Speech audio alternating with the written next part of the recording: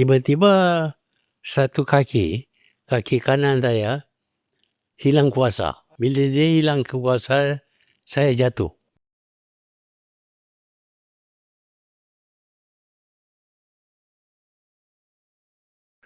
Apa jadi Tun? Masa 6 hari bulan Januari itu Tun jatuh ke apa Tun? Ya. Macam mana?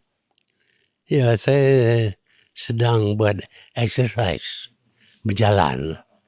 Tiba-tiba satu kaki kanan saya hilang kuasa. Bila dia hilang kuasa, saya jatuh. Bila jatuh tu ada fracture tulang Pinggul ini dan joint, dan saya juga luka sikit di kepala, tapi amat sakit.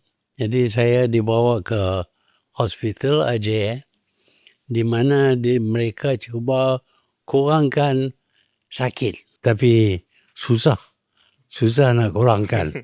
Berasa cukup sakit. Tapi slowly beberapa hari selepas baru kurang sakit. Tapi sakit masih ada lagi.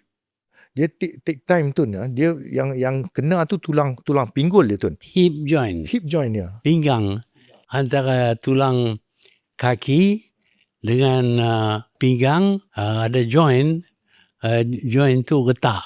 Jadi sakitlah. Tapi sekarang ini setelah 3 bulan lalu dah sembuh, dah boleh berdiri.